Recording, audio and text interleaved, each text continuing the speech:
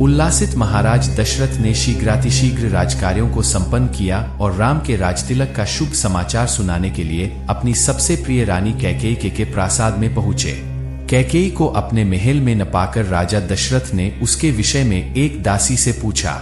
दासी से ज्ञात हुआ कि रुष्ट होकर महारानी कैकेयी कोप भवन में गई है। महाराज चिंतित हो गए।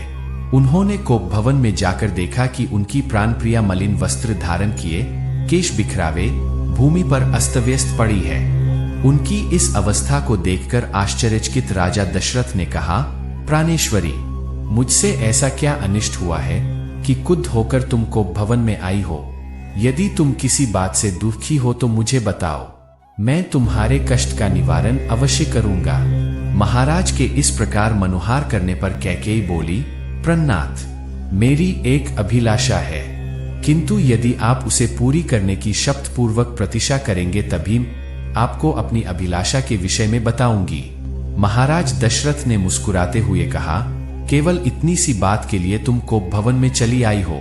मुझे बताओ, तुम्हारी क्या इच्छा है? मैं तत्काल उसे पूरा करता है। इस पर कैकेयी बोली, महाराज, पहले आप सौगंध लीजिए कि आप मेरी अभिलाषा अवश्य पूरी करेंगे।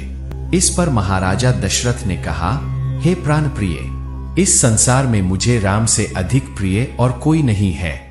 मैं राम की ही सौगंध लेकर वचन देता हूं कि तुम्हारी जो भी मनोकामना होगी उसे मैं तत्काल पूरी करूंगा। महाराज सौगंध लेने से आश्वस्त हो जाने पर कैकेयी बोली, आपको स्मरण होगा कि देवासुर संग्राम के समय आपके मूर्छित हो जाने पर मैंने आपकी रक्षा की थी और प्रसन्न होकर आपने मुझे 2 वर देने की प्रतिज्ञा की थी। उन दोनों वरों को मैं आज मांगना चाहती हूँ। पहला वर तो मुझे यह दें कि आप राम के स्थान पर मेरे पुत्र भरत का राजतिलक करें, और दूसरा वर मैं यह मांगती हूँ कि राम को 14 वर्ष के लिए वन जाने की आज्ञा दें। मेरी इच्छा है कि आज ही राम वल्कल पहनकर वनवासियों की भांति वन के लिए प्रस्थान करें। अब आप अपनी प्रतिज्ञा पूरी करें, क्योंकि आप सूर्यवंशी है और सूर्यवंश में अपनी प्रतिज्ञा का पालन प्राणों की बलि देकर भी किया जाता है। कैकेयी के इन वचनों को सुनकर राजा दशरथ का हृदय चूर चूर हो गया। उन्हें असह्य पीड़ा हुई और वे मूर्छित होकर गिर पड़े। कुछ काल बाद जब उनकी मूर्छा भंग हुई तो वे क्रोध और वेदना से कांपते हुए बोले, रे कुलघातिनी, न जाने मुझसे ऐसा कौन सा अपराध हुआ है जिसका तूने इतना भयंकर प्रतिशोध लिया है। पतिते, नीच, राम तो तुझ पर कौशल्या से भी अधिक श्रद्धा रखता है, फिर भी तू उसका जीवन नष्ट करने के लिए कटिबद्ध हो गई है। प्रजा को अत्यंत प्रिय राम को बिना किसी अपराध के मैं भला कैसे निर्वासित कर सकता हूँ? तू अच्छी तरह से जानती है कि मैं अपने प्राण त्याग सकता हूँ, किंतु राम का वियोग नहीं सह सकता। तुझसे विनती करता हूँ कि राम के वनवास की बात के बदले तू कुछ और मांग ले। मैं तुझे विश्वास दिलाता हूँ कि मैं तेरी मांग अवश्य पूरी करूंगा। महाराज दशरथ के इन दीन वचनों को सुनकर कैकेयी तनिक भी द्रवित नहीं हुई। वह बोली, राजन, ऐसा कहकर आप अपने वचन से हट रहे हैं, यह आपको शोभा नहीं देता।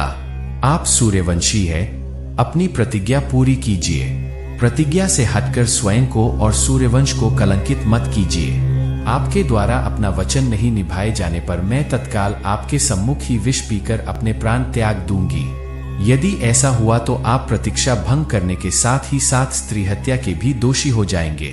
अतः उचित यही है कि आप अपनी प्रतिज्ञा पूरी करें। राजा दशरथ बारंबार मूर्छित होते रहे और मूर्छा समाप्त होने पर कातर भाव से कैकेयी को मनाने का प्रयत्न करते रहे। इस प्रकार पूरी रात बीत गई। अंबर में उथा की लालिमा फैलने लगी, जिसे देखकर कैकेयी ने उग्र रूप धारण कर लिया और कहा, राजन, आप व्यर्थ ही समय व्यतीत कर रहे हैं। उचितन यही है कि आप तत्काल राम को वन जाने की आज्ञा दीजिए और भरत के राजतिलक की घोषणा करवाइए।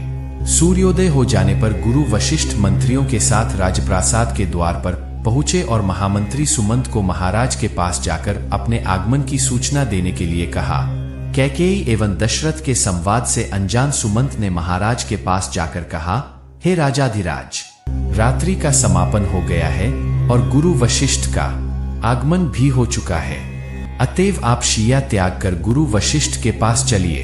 सुमंत के इन वचनों को सुनकर महाराज दशरथ को पुनः असह्य वेदना का अनुभव हुआ तथा वे फिर से मूर्छित हो गए।